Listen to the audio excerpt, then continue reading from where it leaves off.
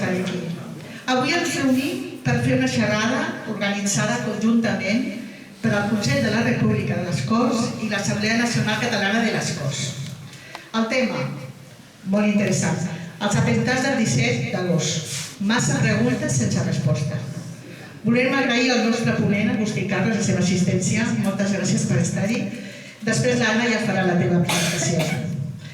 També volem agrair molt calorosament la presència i l'assistència de Javier Martínez, pare d'una de les víctimes en l'atemptat del 17 d'agost, per la seva força i valentia per acompanyar-nos en el dia d'avui. Moltes gràcies, Javier. Bon vespre. Avui volem parlar dels atemptats del 17 d'agost del 2017 a Catalunya i poder reivindicar un cop més la veritat. Davant d'un acte terrorista on van haver 16 víctimes mortals i 8 terroristes morts, ens trobem enfront d'un estat amb els seus serveis secrets, un congrés i una justícia que ens veten el dret a saber la veritat. Aquest dret està contemplat a la Declaració dels Drets Humans, però el que mai podrem recuperar són les vides humanes, que injustament es van perdre. Gent de totes les edats, catalans i de moltes nacionalitats que vivien, treballaven o visitaven el nostre país. Permeteu-me recordar els seus noms, ja que per ells avui som aquí. Julian Catman, Pepita Codina, María Correra Chegaram, Bruno Golota, Carmen Lopardo, Francisco López, Xavi Martínez, Ian Moore Wilson, Alejandra Pereira, Pau Pérez, María de Lourdes de Ribeiro. Permeteu-me fer una breu explicació del currículum del nostre convidat, l'advocat de l'acusació i president de Drets, l'Agustí Carles. Agustí Carles i Garau és llicenciat en Dret per la Universitat de Barcelona amb l'especialitat de Dret Civil Català. Ha ocupat diferents places a l'Administració de Justícia, ocupant diferents càrrecs de jutge i magistrat a Girona, de directius. Com a divulgador, ha col·laborat amb articles en diferents mitjans de comunicació com el Punt Avui, el Nacional.cat, o en el setmanari La República amb la secció L'Intèrpret, on va fer un seguiment puntual del judici del procés. Gràcies de nou, Agustí. I endavant perquè ens puguis explicar la teva experiència directa en el cas i totes les incògnites que se'ns plantegen. En acabat s'obrirà un torn de paraules perquè podeu preguntar tant amb ell com el Javier, que ens honora avui amb la seva presència. Gràcies. Moltes gràcies per haver-me convidat. En primer lloc, és fantàstic tenir Javier aquí perquè és la manera que ens veiem. Feia molts dies que no ens veiem, amb el Javier, la Mireia, que és la seva filla, i ens ha permès fer una xerrada i també de tant en quant, tot i que ens parlem sovint per WhatsApp i ens enviem missatges d'ànims, és una gran oportunitat poder-nos trobar i tornar a parlar del tema, perquè aquest tema és un tema d'aquells que lògicament hi ha algú molt interessat en que tothom oblidem i hi ha uns altres molt interessats en que no s'oblidi. I aquí estem els que volem que no s'oblidi. I per què volem que no s'oblidi? Per tot el que ara explicaré, per aquestes preguntes que després de 5 anys doncs encara no ens ha pogut donar-nos resposta i entendreu perquè no ens hem volgut donar resposta. Primer de tot, voldria dir això, com ha dit el currículum, aquest és un assumpte que vam portar, que estem portant juntament amb el company Joan Malonzo Covillas, que m'ha intentat, m'ha dit que podria venir, però al final se li ha liat el dia perquè són advocats que ja sabeu que sempre estan a 1000 fronts i en qüestió d'hores ha de canviar tot i has de començar a agafar recursos i se li ha liat la tarda. Després també voldria agrair al company Sergi Blázquez de Drets, que va ser el president durant molts anys i també el tenim aquí amb nosaltres, per tant ja també vull agrair que estigui aquí amb mi donant aquest suport a aquesta presentació. I dit això, començaré fent una cosa, començaré fent les preguntes que no tenen resposta i com no estic entre advocats ni estic entre premsa, jo us faré les preguntes i us portaré totes les dades perquè vosaltres mateixos busqueu les respostes. Faré una explicació com si fos una novel·la. Jo us diré les dades, és a dir, tot el que hem anat descobrint al llarg d'aquest judici i vosaltres, quan acabi jo la meva exposició, us quedeu pensant i direu i això com se respon? I crec que trobareu la resposta. Com som advocats i tot el que queda gravat es pot utilitzar en contra nostra perquè tenim experiència, totes són interrogants. Jo no afirmo ni nego. Ho dic perquè tots s'utilitzen contra nostre, ja sé de què parlo, jo no sé que per aquest país has d'anar molt en compte amb el que dius, tots són preguntes. Queda clar? El del CNI queda clar també? No, perquè sabeu què juguem. Tots sabeu què va passar, tots sabeu de què estem parlant, del 17A, d'un atemptat terrorista, d'una cèl·lula terrorista, que la comandava un tal imam de Ripoll, Abdelbaki El-Sati, que és la famosa persona que, hores d'ara, encara no sabem si és viu o és mort.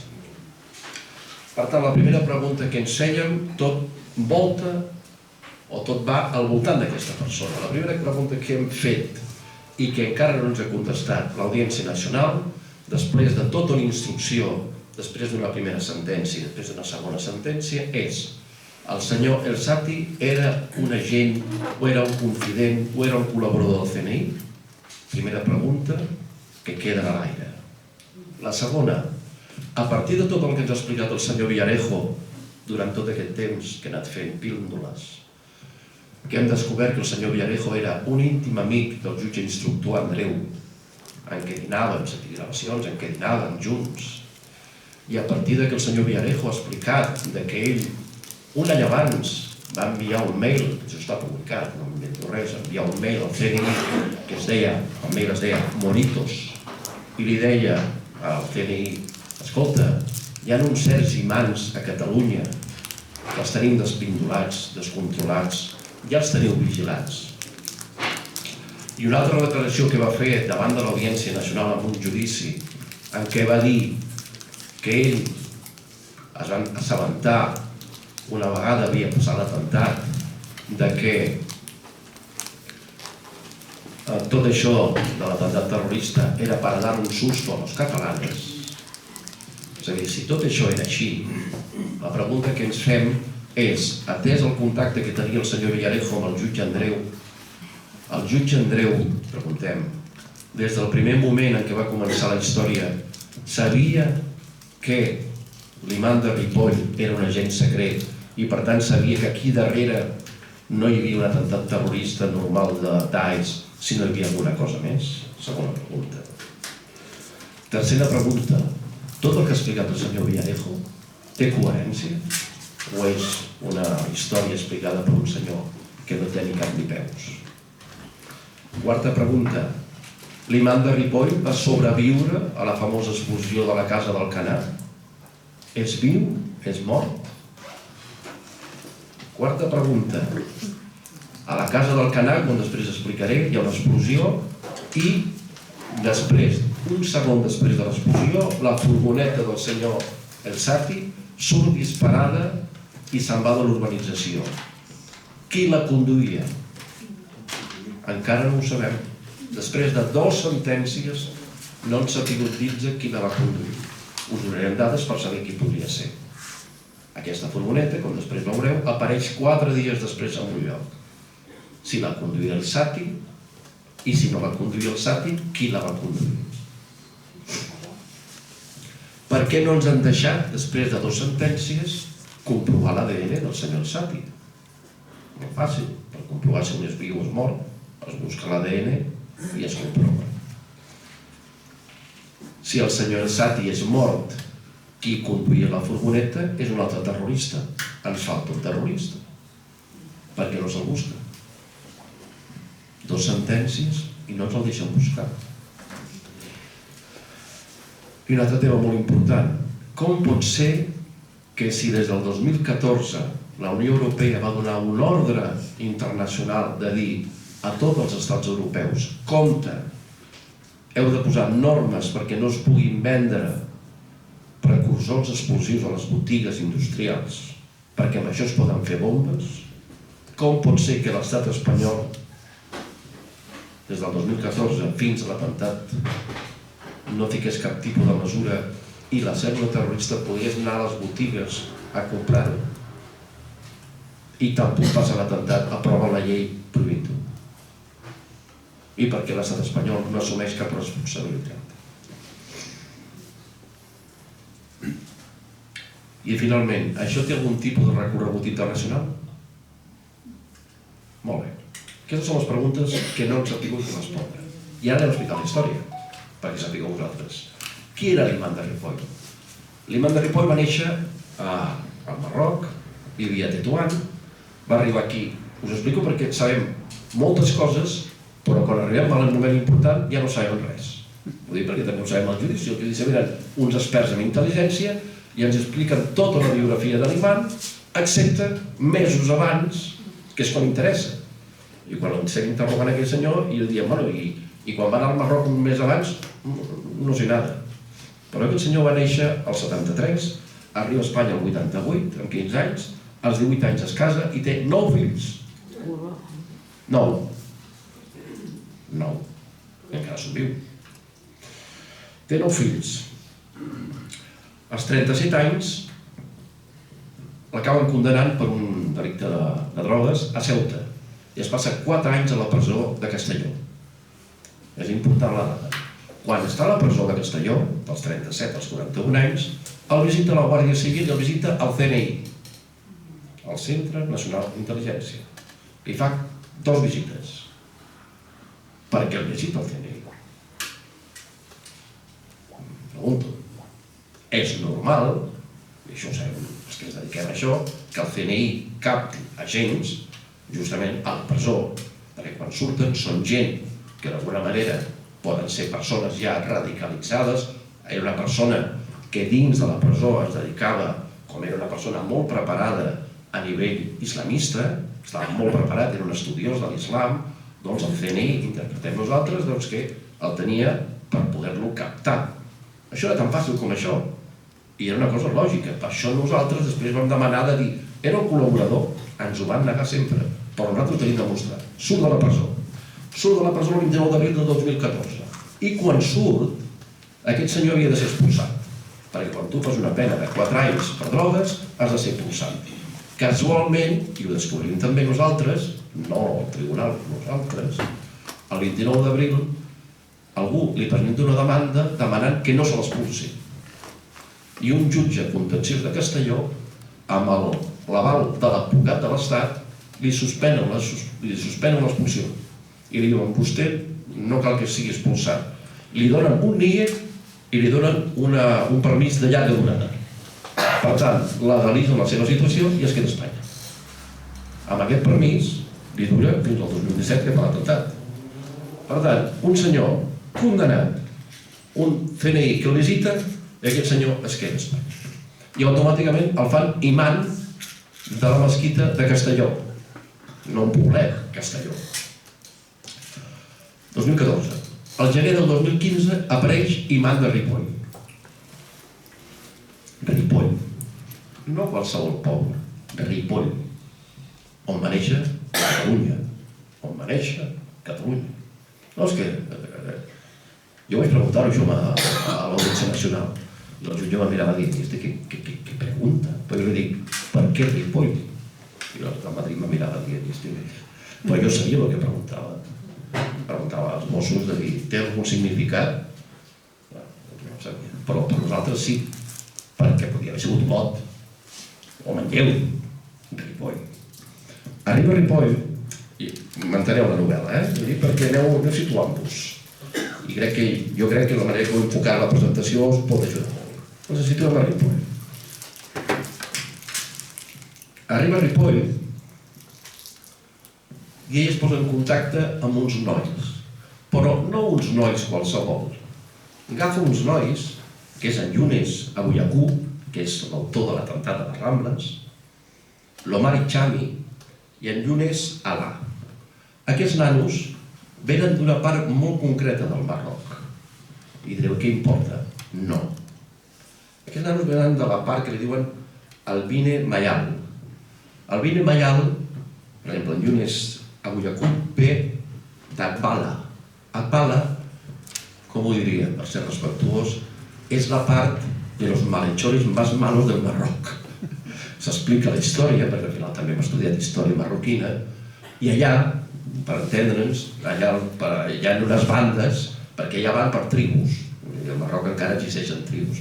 Doncs aquests pobles i aquests nanos vivien a 40 quilòmetres de diferència. Tots eren dels mateixos pobles, un era de Mirt, l'altre d'Atbala i l'altre de, ho tinc aquí apuntat, de Naur. I tots eren d'una zona, als peus d'unes muntanyes, on eren gent lluitadora. Tots van néixer per allà.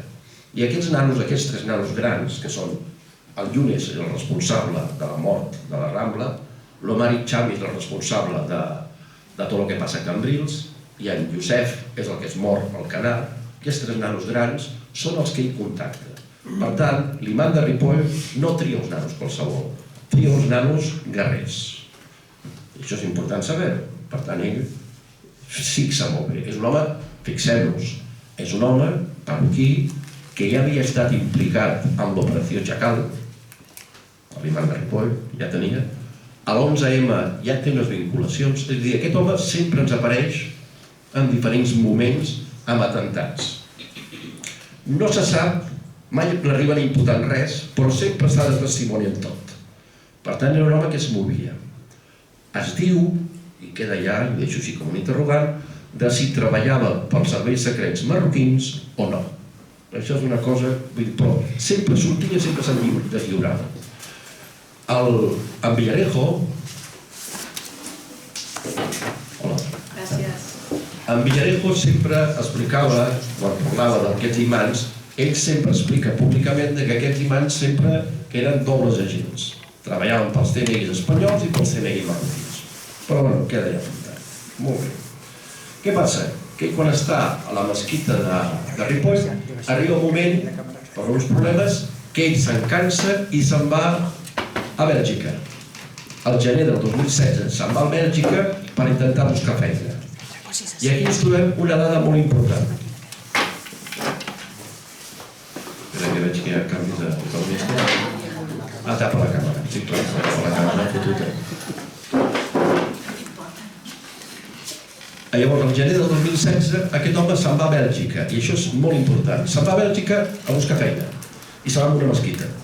En aquesta mesquita de Diegem, Bèlgica, quan està a Bèlgica, casualment hi ha un atemptat terrorista. És a dir, sempre que aquest home es mou, passa un atemptat terrorista. Però casualitats, això són casualitats. I quan està a Diegem, el president de la mesquita, un tal Soliman, ens declara que quan estava allà, un moment, diu, entro a l'habitació, això és ho declara ell, que va venir al judici i va explicar.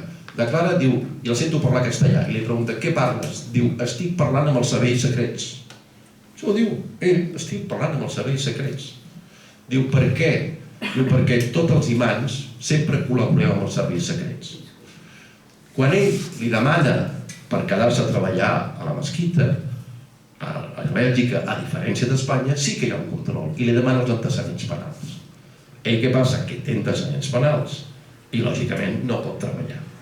I clar, li estan demanant i va durant llargues. Va dir, escolta, porta antecedents penals, que aquí per ser imant s'ha de tenir la cartella neta. A Espanya no demanen res. I què passa? Que un moment determinat ell s'emprenya i li diu, me'n vaig. Diu, perquè aquí esteu molt controlats, tot això ho va per el sense imant. Diu, aquí esteu molt controlats i a Espanya allà fem el que volem els imants. Per tant, ja tenim una altra dada que demostra que aquest senyor treballava pels serveis secrets. Són coses que tot això ho anem descobrint. Estem al gener del 2016, però és que trobem una altra casualitat, que al desembre del 2015, quan ell marxa a Ripoll, la mesquita que havia deixat, algú li munta una mesquita nova. I el més divertit és que algú li munta una mesquita nova mentre la mesquita que hi havia es havia domiciliat i constituït a Ripoll. Al desembre del 2015 algú li munta una mesquita nova amb domicili a Madrid. I el nom castellà. A Ripoll. És a dir, a Ripoll, l'altra gran mesquita que era la mesquita d'associació musulmana del Ripollès. Aquesta no, aquesta era mezquita de no sé què, a Madrid. Molt bé, de manera que al cap d'uns mesos el crida i li diuen la mesquita ja està muntada, vine a Madrid. Són dades. I nosaltres preguntem a Madrid. Per tant, algú estava teledirigint alguna cosa des de Madrid. Molt bé, torna. I, lògicament, aquesta mesquita nova, feta exprés per ell, on anem, torna i es posa en marxa. I retroba els nois. Estem al 16. Retroba els nois i aquí comença ja la cosa a agafar un ritme. Ell, a partir del 16, sabem que comença a fer viatges a Bèlgica i al Marroc. Era un home que anava sovint al Marroc, tenia 9 fills. Lògic. Els tenia que anar a veure. Al Marroc. Anava i venia. Molt bé. Què fa també ell com a cosa atípica? Crea una bústia morta. Ja direu, què és una bústia morta? Els agents secrets, també els terroristes, pot ser les dues coses, fan el que es diu la bústia morta. I direu, què és una bústia morta? Doncs la bústia morta és, per comunicar-nos en Sergi i jo, i ningú ens intercepti, què fem? Ens posem d'acord i tenim un mail. D'acord? Tenim un mail amb una contrasenya. Un mail en el que podem accedir tots dos. D'acord? Però què fem? Ell pot accedir, jo puc accedir. Jo agafo, faig un esborrany. D'acord? Però el mail no l'envio. Ell entra i el llegeix. I dic, hola Sergi, demà a la tarda quedem, o demà al matí quedem a la Torre per fer una manifestació del 19 que ve el Sánchez i el Macron. Demà al matí quedem allà. Ell ho llegeix i ho esborra. I jo ho esborro. Per tant, ens hem enviat el missatge, no va per la xarxa i això és una bústia morta. Doncs el senyor Iman munta una bústia morta, però què fa? Aprofita el wifi del veí. Un pobre senyor de Ripoll li roba el wifi i aprofita. Sempre roba el wifi de tothom. Vull dir que sapiguem que l'home sabia alguna cosa d'algú. Per tant, que no era un imant a l'ús. No sé si el Coran diu alguna cosa d'agafar el wifi del veí, ho desconec, crec que no. Però vull dir que era un home que agafava totes les mesures de seguretat. I agafa i es posa i obre aquesta bústia. Molt bé. Ens situem, passen els mesos i els nanos es van radicalitzar.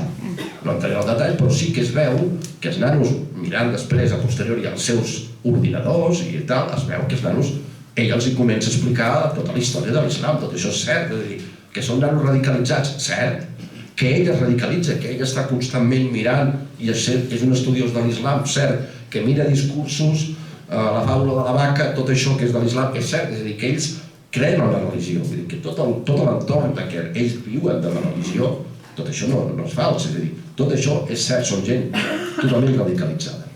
Ens apropem al 2017. El 27 de maig del 2017 comença el Ramadan, una data molt important pel món islàmic, sobretot pels marroquins. I en aquella data, en aquell moment, Daesh, sempre havia, el missatge de Daesh era aprofiteu el Ramadan per fer els atemptats terroristes. Això era un missatge que anava voltant. Ells aprofiten el 27 de maig el Ramadan, no per fer els atemptats, sinó per donar l'ordre de sortida. Hi ha uns missatges entre ells de dir, ara ens posem en marxa. Què volia dir posar en marxa? El que fa l'imam de Ripoll és, ell no fa res. Sempre ordena a aquests nanos, aneu a comprar telèfons amb noms falsos, targetes amb noms falsos. Necessitarem, i comença a dir, ara us explicaré com es fan les bombes. Necessiten aigua mineral, acetona, àcid sulfúric i uns catalitzadors que es pot comprar a qualsevol drogueria. Això barrejat fas una bomba. Això és una bomba, això és la mare de Satan. És a dir, amb això a l'oest, això és la bomba. Qui ho sap, això? Ho sap algú que és un agent secret. Ho saps tu, i també pot saber un terrorista, evidentment. Per què? Se sap el gent que està a la bomba. Però vull dir que la bomba, per això d'alguna manera la Unió Europea deia compte, feu que totes les drogueries i indústries grosses controlin això, perquè el món terrorista ja tenint experiència de França i llocs de dir que amb unes coses molt simples ens poden muntar un follon. Per tant, aneu en compte. Espanya, res, ni cas. I per tant tu podies anar, com va passar, anar-se'n a qualsevol lloc i podies comprar. Què van fer aquests nois? Què els diu de l'imam? Aneu a qualsevol lloc i què van fer? Van començar des de Gurb, Vic, Tortosa, van anar a tots els establiments i anaven comprant 50 litros, 30 litros, 40 litros i van anar, i ho anaven portant tot el canal separadet. Primer van començar a fer la barreja i dir, això explota, I van primer començar, van anar-se al Feliu de Guíxols a comprar 3 ampolletes d'aigua oxigenada. I clar, van fer la prova. Però al final tot això és el que va acabar el canal i per això va fer el pet que va fer, perquè era exactament així. Molt bé.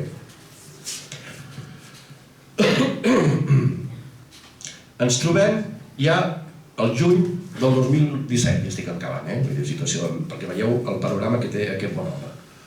Al juny del 2017 tot es posa en marxa, però llavors, al moment del Ramadan, ell li diu als 3 grans: necessitem més gent, són pocs.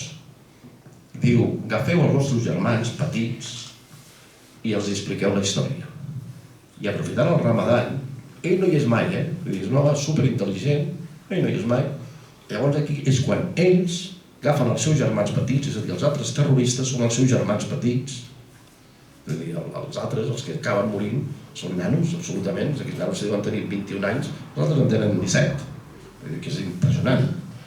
Llavors els expliquen, de dir, mira, anem a fer això, i allà els expliquen, anirem a posar unes bombes a la Sagrada Família, i els expliquen tota la història. I aquí estan tots els germans petits i el Howley. El Mohamed Howley, famós supervivent de la Casa d'Alcanar, aquest s'apunta perquè aquest és l'únic que no era marroquí. És a dir, si tots els altres havien nascut al Marroc, aquest era l'únic que havia nascut a Melilla. I aquest s'apunta perquè era com, jo no som marroquí i puc venir, i al final van dir, bueno, doncs quan vine. I bé, i els hi va molt bé perquè aquest és el que utilitzen per comprar coses perquè era el que tenia el DNI espanyol. I a més parlava català, i a més feia una pinta no poca marroquina, i aquest el van utilitzar per tot. I aquest era el que el feien cuinar, i aquest és el que acaba sobrevivint de l'explosió. I és callat, en tot el judici el vaig tenir davant, era una mòmia, vull dir, no movia. Però aquest era el Howley, aquest és el que acaba, que té 43 anys de presó, però vull dir que aquests l'utilitzaven, i era tant que aquest en Howley mai deia ell. Jo mai vaig arribar a parlar amb l'imam, sempre parlava entre persones, mai vaig parlar directament, perquè veia un tipus de persona. Molt bé. Les gestions quines eren? 3. Compreu telèfons conspiratius, tot de targetes, tots amb noms falsos, i els anirem activant a mesura que s'apropi, al moment de manera que ens parlem. Després, busqueu-me totes les bombes i després necessitem un lloc per guardar-ho.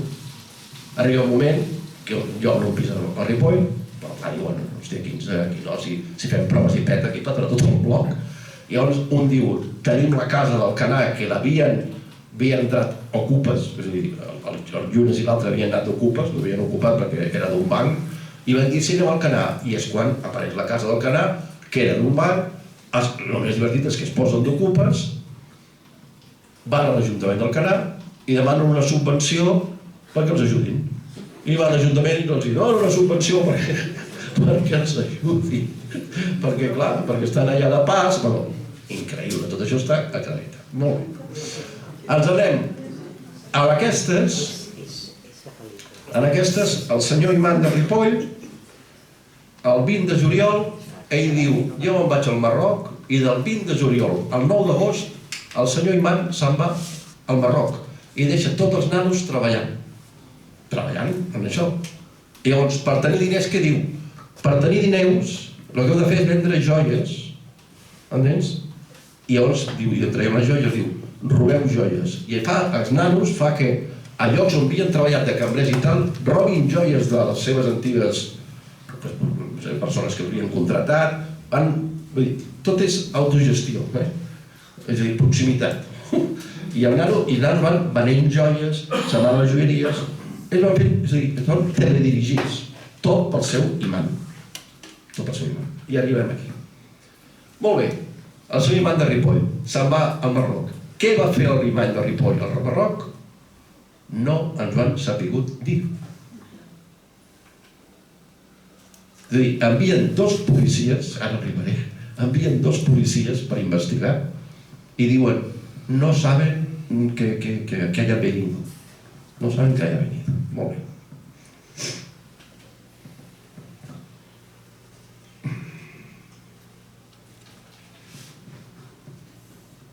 L'imant de Ripoll torna el 9 d'agost, després ja acaba.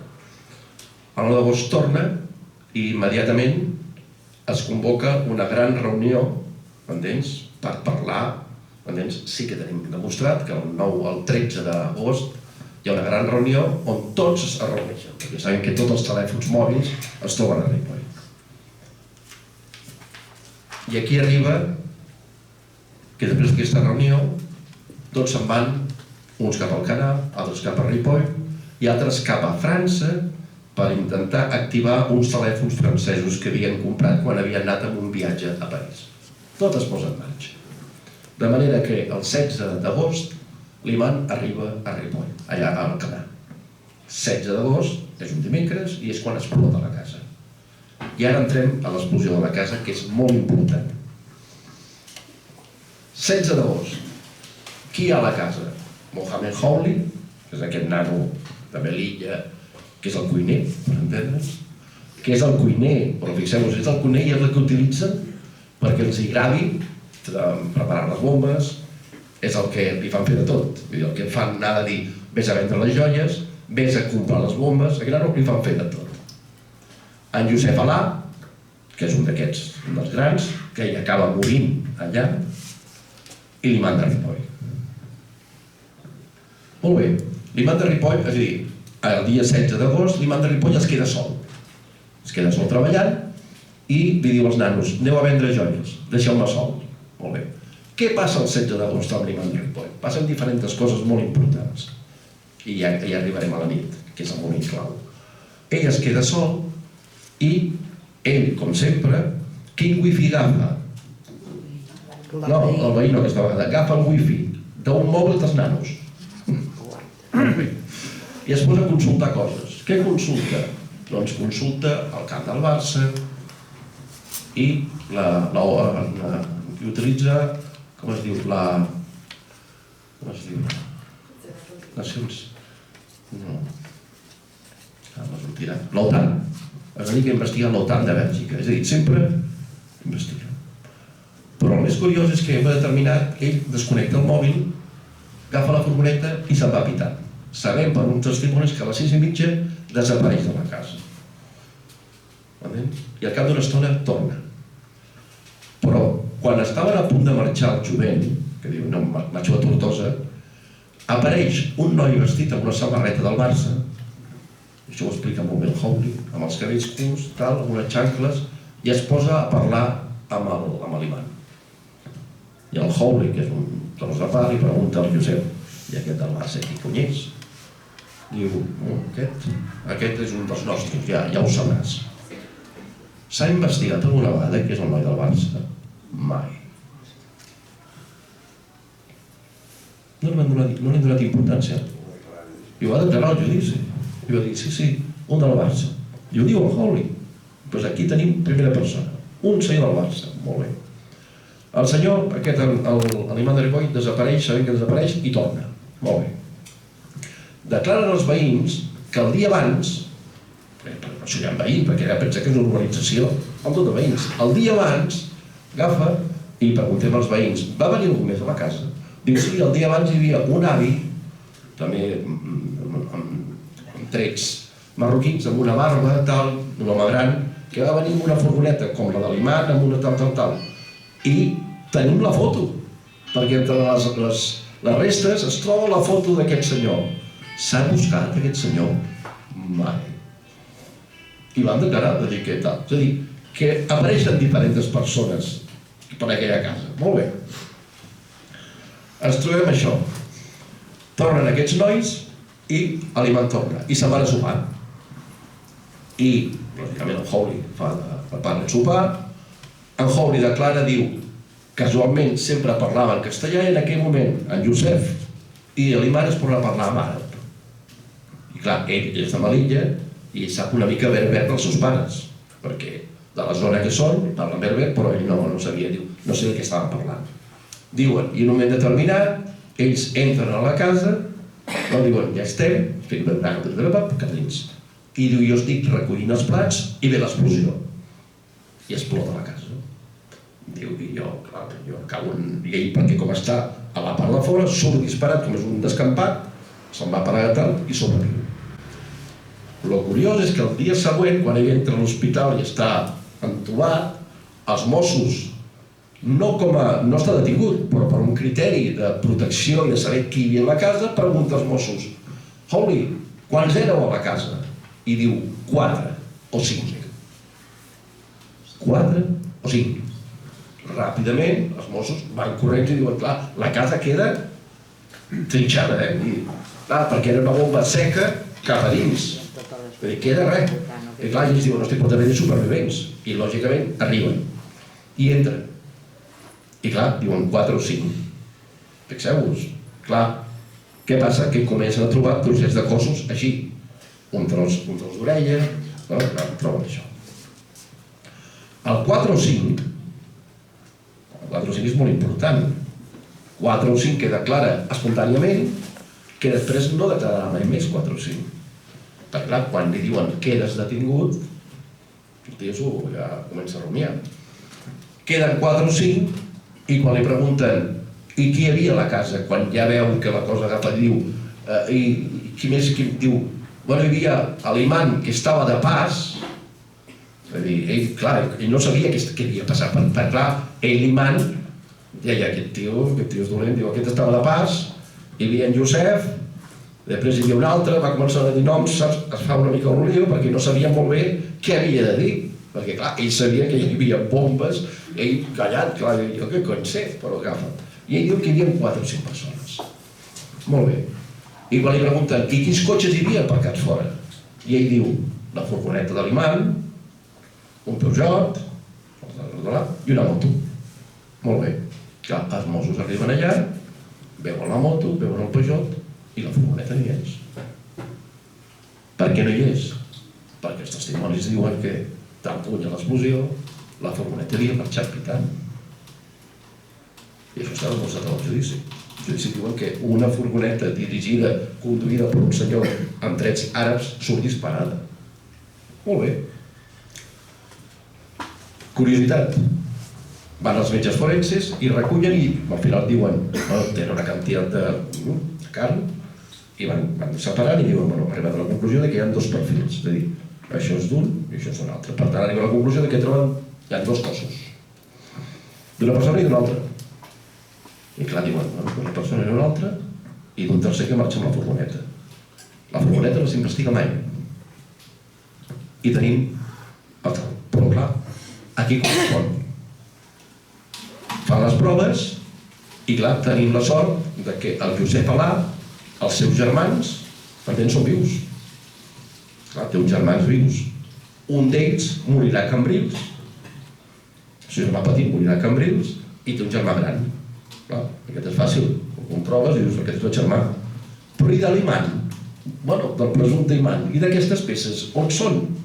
Agafen i diuen: van al codis, el codis és on tenim, on estan tots els ADNs de la gent que ha passat o per una presó o ha passat algun total, allà hi és i no apareix. La pregunta és: si l'imant de Ripoll va estar a la presó, per què no apareix? Evidentment, és voluntari, és a dir, tu pots negar-te a dir: no vull que em facis ADN, no vull estar-hi. Però és estrany, no? Un senyor que ha passat amb tantes vegades pels jutjats i tal, no hi era. No hi era. Molt bé. Tenim això. Tenim l'ADN. I ens queda la pregunta: qui era el famós perfil de l'ADN aquí? I aquí comença la gran història de descobrir si l'imant de Ripoll és viu o és mort. I aquesta és la gran pregunta. I aquí comença que dius: era molt fàcil. Era molt fàcil. Anem a buscar un ADN. Però ara ve la teoria de Villarejo. D'on agafa el jutge Andreu per comprovar i arribar a la conclusió que aquest senyor és, l'ADN és d'aquest senyor? De 2 llocs molt curiosos, i us ho explico.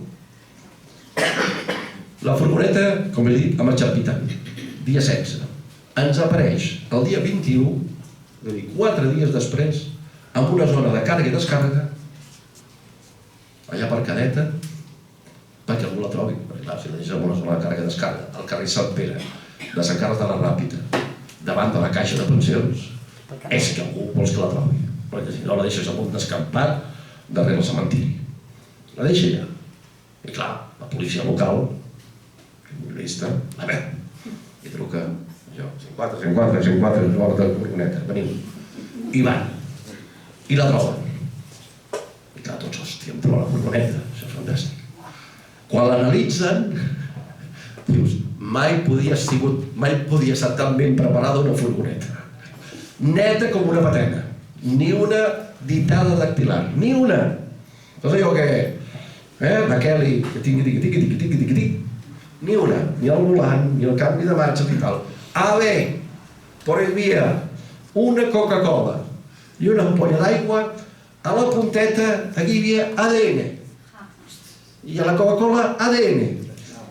Espera, ja no la xilava. ADN. I quina casualitat, aquest ADN era el mateix que el de la casa del Canà. Bingo! Llavors què fa? Clar, què fan els metges? Els metges agafen aquest ADN, el pugen als codis, i clar, quan tenen aquest ADN, el pugen als codis. Llavors, clar, diuen, aquest ADN, que no sabem de qui és, i aquest ADN, que no sabem de qui és, coincideix. Conclusió, coincideix. De qui és? Ni idea. Bueno, ja tenim la primera prova. Que és important, El tema, vull dir, clar, dius, 4 dies per preparar la furgoneta. La pregunta és, qui l'ha preparat? Ni idea. On ha estat durant 4 dies? Ni idea. Qui la va portar allà? Ni idea. Algú ha investigat? No. I mira que ho van preguntar, I el que és divertit, en tot el sumari, mira que són 68.000 folis, no hi ha la foto de la furgoneta. No hi és. Perquè un dia en Jaume em va demanar, diu, envia'm la foto de la furgoneta. Dic, Jaume, que no hi és. Els Mossos n'han fet una foto de la furgoneta? Dic, no. I per què? Dic, és que no ho sé. És que aquí hi ha coses tan rares. Però espera't. Quina és l'altra gran prova que tenim per saber si l'ADN coincidia? Clar, quan ja tenim que podria ser l'imant, clar, què fa els Mossos? Lògic, se'n van a casa on vivia l'imant. Una casa, un pis, on ja feia 3 mesos que no hi vivia. I clar, allò, entrada de registro, allò, policia, pum, pum. I allà hi havia el pobre noi que vivia amb ell, amb Moredini. No, escolta, som els Mossos, podem entrar? Sí, passa a veure. Escolta, quina és l'habitació de l'imant? Aquesta a la front de la dreta, molt bé. Clar, l'habitació neta com una patena, que la devia marxar. Clar, on s'agafa l'ADN? No s'agafa del raspall de dins perquè no el té, que és normal, o uns cabells que pots agafar, tal. Clar, què hi havia? Els armaris buits. Què quedava a l'armari? Una xilava, una xaliva, no que es diu xaliva, bueno, una xaliva sola i una dessuadora. Però clar, la xaliva talla 56, la dessuadora talla 52. Segons els Mossos, la recullen i diuen, cony, aquesta habitació era de l'imant, per tant, la xilava aquesta és de l'imant. I posen a l'informe, xilava per col·locar aquí. Molt bé, i se l'enduen. L'envien als experts en ADN. I quan fan l'informe a l'ADN, diuen, hem trobat la xilava i en el coll tenia un ADN. La xilava era de color gris. I clar, quan el judici dic, era de color gris. Sí, no era de color caqui. No. Diu, escolti, però si els que van recollir diuen que era caqui. Que no, que era gris. Molt bé, diu, però era talla 56, sí. I altres diuen, però si el senyor imant estava així sec i tenia la 52. Molt bé, què fan? El mateix. És a dir, una xilava que apareix 2 dies després d'un senyor que feia 3 mesos que no vivia, i per tant, aquella xilava es pot haver posat allà o no, serveix, m'entens, com l'altra gran prova de l'ADN que coincideix amb el del Canà. Amb això, el senyor Lluís Andreu ja diu, ja està, és ell. És ell.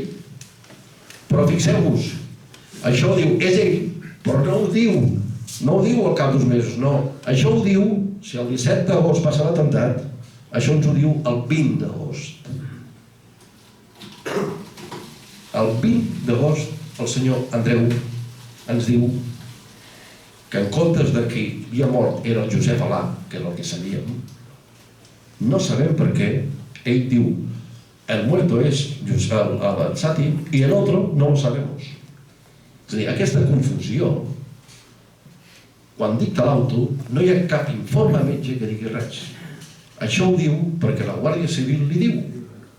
I a partir d'aquell moment, què passa? Que com durant un any i mig, quasi 2 anys, ho tens secret sumarial, la veritat oficial és que el Sati és mort, quan no hi ha cap informe metge que ho digui. I totes les proves que us he explicat són aquestes. Esto con esto i esto con esto. Molt bé. Sort que els Mossos d'Esquadra se n'adonen i cap a final d'any li diuen: senyor jutge, no vol dir que anem coixos. A veure, els altres poden estar compitjats, però els Mossos diuen: escolti. I li diu: no seria bona idea, i és que ara ve el moment culminant, no seria bona idea del Marroc, ja que té tants fills, tanta dona, tant no sé què, tanta família, i anem a buscar-ho. Com van fer a l'11M, que van anar el jutge a buscar i matem-ho. I el jutge, clar, el jutge pensa, saber què es nota, no? I diu, val, però no aniran vostès, anirà la Policia Nacional. Però el més divertit és que a l'ordre que envia, que es diu la comissió rogatòria per enviar al Marroc, la comissió rogatòria diu: envía la comisión rogatoria para recoger muestras del ADN del muerto el Sati que tal que se murió. És a dir, si tu envies una comissió rogatòria, hauries de dir, por si acaso se ha muerto, és ell. No, diu, la comissió rogatòria del muerto el Sati que s'ha muerto. Diu, coño, però, vull dir que hi ha un interès, molt bé. Doncs envia 2 policies espanyols, molt bé. Aquella declaració és la millor que he fet a la meva vida, la millor, i ho sap ell, perquè allò va ser la monda lionda. Agafa aquests 2 policies, els envia. 2 policies espanyols que els envien, que no havien llegit res, de res, els envia allà. I arriben, molt bé. L'opció era arribar, acompanyar els policies marroquins, anar a buscar familiars del Sati, agafar ADN, enviar-lo a Madrid, que fem el xassant, que els que són de l'edat ja saben el que és xassant, chico, papo. Molt bé. Agafa i, segons declaren ells, dic, ¿usted va a recollir l'ADN? Sí que fui, sí. Dic, ¿usted habla francés? No, árabe, no, ¿hablaba? ¿Usted entendía algo? No. ¿Y cómo sabe lo que estaban haciendo? Bueno, lo imaginaba. Dic, ¿usted firmó un atestado o un papel? No. A mí me metieron en la montaña, vi a la señora, y le cogían esto, y tal, y imaginaba que la señora era la madre. Vale. Pero no firmó ningún papel. No. Después fuimos a la otra montaña, otro señor, que dijeron que eran hermanos y tal, vale, muy bien. Y tal, iba con la policía marroquina, sí, policía marroquina, de un país, ja saben quin és. Iba con els de l'embajada, vale, muy bien. Quan arriben, després la segona ordre que donava el jutge era: porta'm l'ADN, digue'm amb l'últim viatge del Sati on havia estat, perquè clar, va estar el 20 de juliol al 9 d'agost, per tant no havia estat, era fàcil, i després digue'm si té propietats. Contesta, allò, telegrama, no? Allò, señor juez, pim, punto. Digo, ya hemos recogido las muestras, las hemos entregado en el juzgado competente y ahora se las enviarán a Madrid. Penses, coño, no, era això, ¿no? Digo, en cuanto al Sati, no saben nada, punto. Hace años que no ha venido por aquí. Digo, no lo han visto, digo, hace años que no lo han visto. Vale, digo, bueno. Digo, i no tiene bienes, no sé què. Val, molt bé. Un home que, evidentment, tenia família. Bueno, sorpresa. Contesta això i els policies tornen. La sorpresa és que al cap d'unes setmanes arriba la comissió rogatòria, però no arriba mai l'ADN. Arriba la comissió rogatòria amb un informe de 2 biòlogues marroquines que diuen: hem comparat el que ha recollit la policia nostra i ho hem comparat amb un mail que ens vau enviar al mes d'agost del 2017 amb unes restes que vau trobar en una casa d'Alcanar, i sí, coincideix, coincideix, el mort és el Sati. Firmo amb Fàtima i amb Balají. Toma, i tinc. I aquí s'acaba la història. I clar, arriba aquí, clar, tot això ningú estava, era secret, és a dir, només estava el fiscal i el jutge. Clar, van arribar coses i clar, totes les acusacions i les defenses ningú sap res. I clar, ho van grapant, m'entens? Ho van grapant. Clar, a partir d'aquí li diuen a la jutge: bueno, ja ho tenim, certificat de defunció i enterra'l. I clar, la jutge de Tortosa, doncs clar, certificat de defunció, l'enterra i clar, diu, jo l'enterro. Però clar, el que l'enterra era un piló de carn. On l'enterro? Diu, tu mateixa. Diu, ningú el reclama. Clar, ningú el reclamava. Que aquesta és la gran història. Ningú el reclama. És a dir, els altres nanos, tots els van enterrar al Marroc. Tothom el va reclamar, tothom el va fer. Aquest, clar, té 9 fills. Una dona. Han anat a parlar amb la seva mare, per l'ADN, amb el seu germà i la seva filla, a la que mesos abans li enviava transferències de diners. Si tu demanes l'ADN per dir, te demano l'ADN perquè el teu pare potser és mort, i ningú reclama res. I al final la jutge diu, bueno, i està enterrat amb beneficència en un cementiri cristià. I encara hi és. És a dir, tot un cap d'una cèl·lula terrorista de Daesh el tenim enterrat al Canà a beneficència. I aquí no passa res. I aquí no s'ha d'analitzar res. Què fem nosaltres? Lògicament, quan veiem tot això, citem a judici de dir que vinguin les biòlogues perquè vinguin a ratificar, que és el que fem sempre, de dir, quan hi ha un informe així, diem, bé. I no, i el jutge d'entrada, el de l'Audiència Nacional, ens diu, sí, que vinguin. Però, curiosament, ens truca el jutge, hi ha una cosa que es diu el jutge d'enllaç, hi ha un jutge d'enllaç al Marroc, que ens truca al despatx d'en Jaume, i truca dient, no piensa venir, Vull dir, ni us imagineu, no vindrà, Pues, ¿cómo? Que no, que aquí en Marruecos, aquí no se mueve nadie. Dic, escolta, però nosaltres anem a la prova, la jutge, bueno, nosotros mismos, però que no vendran. Vull dir, ja avisant-nos de dir, olvideu-vos. Però nosaltres tenim un informe que no s'aguanta, perquè més, això no és un informe d'ADN, un informe d'ADN està bastant. I, evidentment, presentem la prova, l'excusa primera, tienen COVID. Excusa segunda, como hay COVID no vienen. Excusa tercera, tienen que pagar ustedes el viaje. Nosotros diem, pagamos el hotel, pagamos el vuelo, pagamos todo. Bueno, ha hecho la historia. ¿Entendés? I va passar els dies i no hi havia manera que vinguessin. I no van arribar amb l'animal. Què fem nosaltres? Presentem el que es diu un contrainforme. Dient, escolta, aquest informe no té cap validesa perquè portem 2 pèrecs nostres dient a Europa que aquest informe no és vàlid. Això es pot aguantar. Aquest senyor volem saber si és mort o no, perquè és molt important aquesta història. Ens deneguen l'informe, ens ho deneguen tot i aquí s'acaba la història. Per tant, és viu o és mort? És més viu que... Doncs aquí estem. Primera instància. Segona instància. Segona instància diem, bueno, ara en segona instància ja ha passat el Covid, que vinguin. Resposta de segona instancia. ¿Por qué hay que poner en duda el informe oficial del Marruecos? ¿Por qué, hombre? Porque si està l'autoritat marroquina i tal. Però és que si posem això, per què posem en dubte sempre tots els informes de qualsevol forense de qualsevol lloc? Doncs aquesta és la política, aquesta és la gran pregunta que ens fem de per què no ens deixen poder aclarir d'una punyetera vegada si aquest senyor és viu o és mort. Què és important? Evidentment que és important. Per què? Perquè aquí està la clau de volta de tota aquesta història. I això enllaça amb la famosa història de l'actitud que va tenir des del primer moment el jutge d'instrucció. Com he dit, el jutge d'instrucció ens ha fet unes coses estranyíssimes que fins que el senyor Villarejo no va començar a piular, nosaltres no pensàvem, que és estrany. Però clar, a partir del moment que el senyor Villarejo diu podria ser, jo poso un podria ser, interrogants, podria ser que els serveis secrets aquesta persona fos un col·laborador i per tant parlés de la teoria del susto i realment el jutge Andreu i el Villarejo tenen aquest contacte d'amistat, podria ser perfectament de que el jutge Andreu, quan passa tot això, parli amb el senyor Villarejo i el Villarejo el primer que li diu cuidado que aquí ha passat alguna cosa. I això explicaria que el 17 d'agost passa l'atemptat i el dia 20 el primer que fa és donar-lo per mort. Per dir, matem-ho ja. I això fa que tots els escrits que nosaltres anem presentant dient té una relació amb el CNI denegada. Però els que ens denega, nosaltres diem, escolti, volem saber qui ha visitat Andrés Ukabir, un dels terroristes, i el Howley, denegado.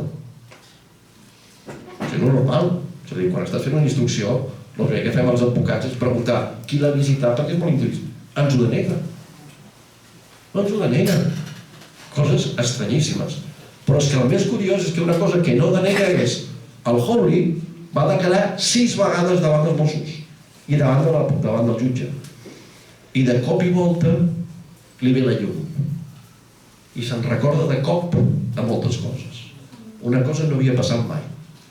Declara i de cop, el dia 11 de setembre del 2017, els dies abans, se'n va el seu assessor de la presó i diu, vull declarar el següent. I comença a declarar una història.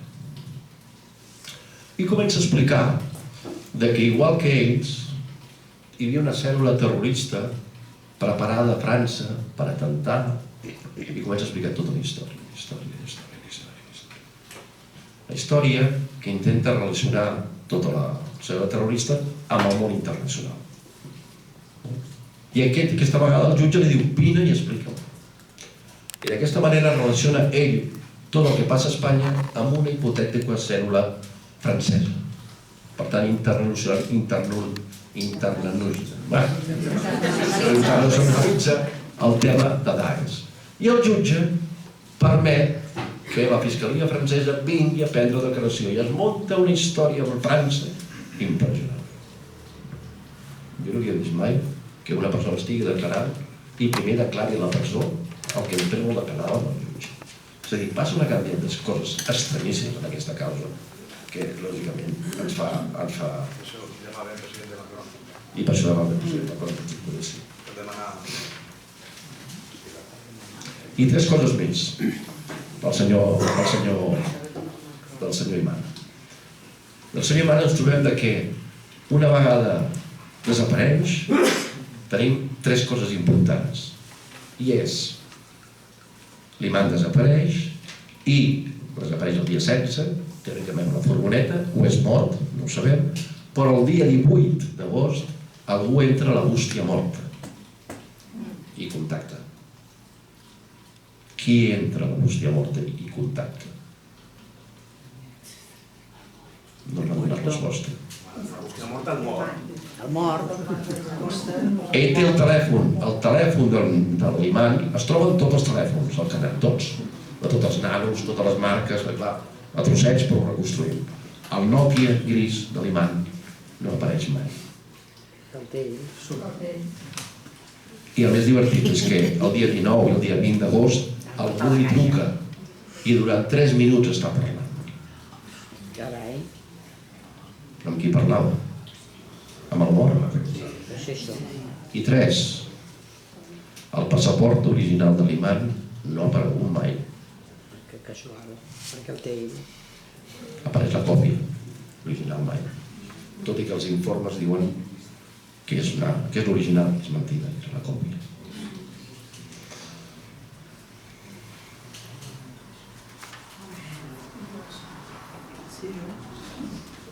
I per acabar, ja perdoneu la història, però perquè veiéssiu tot el que hem descobert, i ja acabo. Crec que us he donat molta informació perquè vosaltres veieu per què ens preguntem les coses que ens preguntem. Tothom ens parlava de la teoria de la conspiranoia, que som uns conspiranoics. No, això són dades. Tot el que he dit aquí està. Després fem vosaltres. El més curiós és que quan el jutge acaba i fa el seu auto, que diem, de processament, el jutge expert en terrorisme, que hauria de saber que des del 2014 Espanya no havia aplicat la normativa europea que havia d'haver prohibit vendre els explosius, aquest jutge fa una afirmació dient: llama la atención que chicos tan jóvenes pudieran acceder con tanta facilidad a la compra de explosivos. I ho diu ell. I diu, però escolti, si vostè és l'expert i el fiscal sou els experts en explosius, no sabíeu que estava prohibit. Raro, Doncs ells, amb aquesta tranquil·litat, ho diuen. I clar, quan nosaltres incorporem aquest fet dient, escolti, que vostè havia de saber, que vostè havia de protegir, que vostè és el que havia de protegir, havia de saber-ho, ho ignoren. Evidentment ho ignoren perquè la responsabilitat era de l'Estat. D'aquí ve, i concloc, d'aquí evidentment que la comissió d'investigació del Parlament, al Congreso de los Diputados, mai es va arribar a fer. Per què? Perquè hi havia una quantitat de coses que grinolaven importants que feia que evidentment això podia haver sortit i podia haver tingut conseqüències. És l'únic país d'Europa que no ha investigat el seu atemptat terrorista. Per què? Per què? A l'11M, el jutge de la Mata personalment se'n va anar a buscar els seus ADNs. Per què? Perquè coneix que Marroc és un país que és una dictadura i té els seus mecanismes. I per això va anar-hi personalment, els va portar ell personalment. Per què el jutge Andreu envieu i envia 2 policies? Perquè tenia poc interès. Tenia poc interès. Tot això està clar. I això és el que estem demanant, evidentment, per saber la veritat. Per tant, hubo susto. Això és el que volem saber.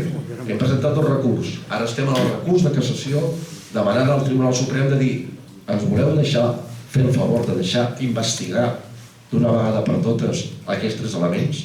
Si aquest senyor es viu, la responsabilitat de l'Estat y si hubo susto o el que se pega el susto, se pegó el susto él. Gracias.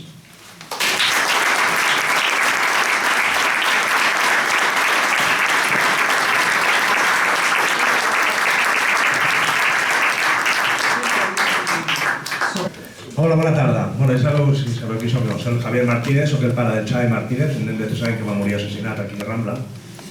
I en aquest camí tan dur m'he trobat persones que m'han ajudat, persones com el senyor Agustí, que ha sigut una experiència molt única, molt positiva, perquè anar a l'Audiència Nacional a fer un judici sense saber com funciona tot això, trobar una persona tan intel·ligent com ell i que sap que el que s'havia de fer, ja heu vist com ha anat una mica a judici. Això és una mica del que sabem, una mica del que veieu els dubtes que tenim tan gordos, no? Però avui vull donar les gràcies a tots els assistents, a l'organització de l'ANC, a tots per vindre, i també al David Torrent, que era mosso d'esquadra en aquell moment d'intel·ligència, era el que s'encarregava del tema del jihadisme. Em van conèixer mesos després de l'atemptat i hem tingut una amistat molt gran i molt bonica perquè m'ha acompanyat a molts puestos i m'ha ajudat molt en aquest camí. I en aquest camí també m'he trobat un senyor que es diu Robert Manrique, víctima d'Hipercor, d'aquí de l'atemptat d'Hipercor, que també van fer l'associació que es diu UABAT, que aquesta associació avui dia ja no funciona perquè no n'hi ha diners. Que aquesta associació és la que ha fet tant trobar les víctimes, com ajudar les víctimes, com presentar-se a judici amb l'associació 11M de Madrid, perquè quan va passar l'atemptat de 11M no hi ha pila, espera. Sí que és cert. Sí, va. Llavors ell es va presentar i va portar també l'acusació amb tot el grup de víctimes.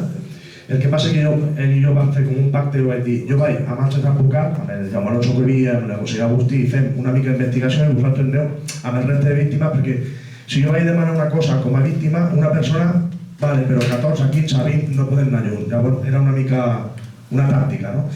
I en aquest camí, i a mi estic molt orgullós, molt content que vinguin, que estiguin aquí, perquè ja fa dies que no parlem d'això, però és sempre el mateix, però per nosaltres és molt important explicar-ho i que la gent ho entengui i ho sàpiga, no? Per què Javier Martínez ha començat aquest camí a fer el que ha fet? Bueno, perquè jo em vaig quedar destossat, em vaig quedar fora d'aquest món, em vaig quedar pensant què ha passat, per què ha passat. I en aquell moment, jo vaig voler saber què havia passat i adreçar-me a les persones que podien saber alguna cosa, podien dir-me què havia passat, o podien dir-me que havia fallat, o necessitava una explicació. Una explicació coherent de per què un atemptat terrorista, què havia fallat, no? Perquè la conseqüència d'un atemptat és un fallo de seguretat, és un fallo d'aquest nano del col·legi, és un fallo d'educació, és una falla de... O sigui, hi ha moltes coses que van fallar. Llavors jo volia una explicació. I en aquest camí, Javier Martínez, que no en sap res, és un electricista, un senyor que fa manteniment, un fontaner, electricista, tal. Coneixo persones com David, com Robert i més persones. I en una d'aquestes vegades que vaig anar a veure el jutge Andreu, aquest jutge que fa la instrucció que ha dit el senyor Agustí, perquè hi ha el jutge que fa la instrucció i el jutge que fa el judici. Són dues coses diferents. El jutge que fa la instrucció fa la investigació i el jutge que fa el judici és el que troba la investigació i fa el judici. El senyor Guevara li va presentar totes aquestes proves i va dir que les presentessin el primer dia de judici, les van presentar el primer dia de judici i va dir escrititos no a la papelera i va dir conspiranoic. si busquem la paraula conspiranoic, és com un insult a una persona, és com dir, estàs tonto, estàs boig. Bueno, pues sí, estic boig per saber la veritat. I llavors, amb el senyor Guevara, encara li tindrem que agrair alguna cosa, perquè encara a la sentència diu que les víctimes han estat abandonades, encara li tinc que donar raó. A veure si deixa la porta oberta a voler investigar el que falte. I em va dir personalment, o no personalment, sinó a través d'una persona d'allà, que tenien que fer el judici ja, perquè si no passaven 4 anys, i al 4 anys els nanos que estaven detinguts sortien al carrer. Vale, s'ha fet el judici, no hi ha sentència, i un dels 3 nanos ja està al carrer. Llavors aquesta paraula que em va donar de que tenia que fer el judici ràpid perquè no sortissin al carrer, mentida. I amb el jutge instructor, el senyor Andreu, jo el volia conèixer personalment perquè encara no ni havia judici ni res, ni sabia quan començava el judici ni l'Audiència Nacional, però jo vaig dir al David, vull conèixer el senyor jutge Andreu, perquè va fer un protocol tan dolent, tan de fart i tan dolorós per nosaltres, el primer dia de la mort del meu fill, no em deixaven enterrar el meu fill, no em deixaven a la ciutat de la justícia, no em deien quan podia portar-nos, segons el protocol, la paraula protocol, em va fer tant de mal a la família que vaig voler amb el David anar a parlar amb aquest senyor i dir-li què protocol és aquest? Per què heu fet tant de mal a la víctima? Per què ho feu mal? I aquell dia parlant amb aquest senyor, que li vaig dir, el primer que li vaig dir és, vostè té fill? Vaig dir, sí, doncs ja són 2 pares, ja parlem com a pare. Vostè té 2 fills, jo tenia 3, ara tinc 2. Vostè li agradaria que el seu fill, que morís en un atemptat terrorista, li fessin a vostè això. Això és el que vaig anar a dir-li, per treure una mica la punxa que tenia al cor. I quan vam acabar la conversa, em diu, senyor Martínez, el puc abraçar? I li vaig dir, sí, jo abraço Imán. Com no l'abraçaré a vostè? Em dóna una abraçada i davant del David, el senyor David, amic meu, mosso d'esquadra en aquell moment, diu, perdó, senyor Martínez, per no donar informació de l'Imán al mosso d'esquadra. Jutge instructor de l'Audiència Nacional. Com penseu que em vaig quedar pensant que m'està dient aquest home? Perdó per no donar informació de l'Imán al mosso d'esquadra que m'està dient aquest home. Això va ser una de les coses que em va catapultar per començar a enverinar coses. I després, conspiranoic, sí, que sapigueu ràpidament que el registre de les mesquites, hi ha 2 coses, mesquita i oratori. Això, per exemple, seria un oratori, perquè és petit, hi ha 50, 30, 40, és un oratori. Però la mesquita més gran i aquest registre de mesquita oratori el porta directament el Ministeri d'Interior de Madrid. Els permisos per fer una mesquita a Catalunya, a Bilbao, a Salamanca o a Múrgen, ho fa el Ministeri d'Interior. O sigui, saben qui són els imams i on estan les mesquites. Llavors, David havia anat alguna vegada a Ripoll, però a Ripoll no anaven perquè no eren mesquites, eren oratoris. Ja van triar un puesto que era més, que siguin petit perquè no aixequen molta sospita. Diuen que els nanos es van radicalitzar després. Home, vivim un any i pico al Canà, amb ajuda social de l'Ajuntament d'Alcanar, després, un any i pico vivint al Canà, preparant la bomba, no, després no, això no és després, un any i pico no és després. Això amb les periodistes ja ho he discutit moltes vegades. Després res, es van radicalitzar, no, ja portaven molt de temps preparant això. Després, l'explosió d'Alcanar. Ella ha dit, el conseller Agustí ha dit, una expressió que va fer com a dintre. No va sortir molta runa, sinó que va ser una cosa molt rara. Nosaltres vam demanar a persones que saben més que nosaltres si allò es podia fer d'alguna manera, i allò, la segona explosió va ser cap enfora. Era una cosa molt rara, el tema de les explosions.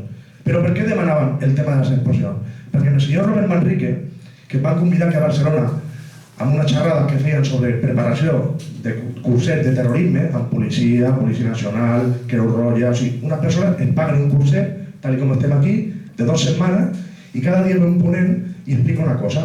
Venen militars dels Estats Units, venen agents del CNI, venen guàrdies civils, o sigui, gent preparada per fer aquest curset. Quan va acabar el curset, l'últim dia em van convidar. I al arribar ja a aquest curset li vaig dir, jo soc el fracàs de la vostra feina. No m'he presentat. I llavors, al acabar el curset, em van donar la gràcia tal, i el cap, el noi que feia, el senyor que feia aquella trobada, em va dir una cosa que avui en dia no he pogut comprovar, però diu, jo tinc un fill de 5 anys i davant del senyor Manrique i a mi, directament em va dir, jo soc excagent del Mossad i nosaltres vam fer esclatar la casa del Canà. Home, jo crec que aquest home no volia dir de broma i crec que portant o treballant del que treballava i dint-me això personalment, això em va quedar també molt gravat al cor i vaig dir, com podríem arribar a demostrar això? És molt difícil, no? Però bueno, aquest senyor m'ho va dir això. davant del senyor Rubén Manrique, igual que el jutge Andreu ho va dir davant del senyor David. Ja està. La biòloga, allò de la biòloga, un senyor com es diu, el forense, no és un biòleg. O sigui, el Marró no sé si n'hi ha un forense, però un biòleg no és un forense. No és el mateix. No fa la mateixa prova. Això perquè també sabien que allà al nivell que hi ha al Marroc i aquestes noies van demanar diners perquè vinguessin, van donar diners, van dir que no i que no va declarar això i que no i que no. Per què? Perquè volien explicar el que sabien les noies i bueno, ho van deixar així. Després aquestes noies i tot aquest gasto d'aquestes persones que van declarar, tot això ho tenia que pagar l'Audiència Nacional. Javier Martínez ha tingut que pagar molts testimonis de la seva butxaca, fins i tot el meu, perquè no em van pagar ni m'han pagat mai encara l'Audiència Nacional. I això ho tenen que pagar. Les persones que van al judici a declarar cobren els gastos. Javier Martínez ha tingut que pagar gastos d'aquestes persones que han vingut a declarar. Coses de l'Audiència Nacional. I ja està, i dir-vos que moltes gràcies i que la realitat supera la ficció i que encara estem intentant arribar a saber una mica més la veritat i que, bueno, que penseu com nosaltres pensem, no acusem a ningú, però molt estrany tot, no? Una mica estrany. Gràcies.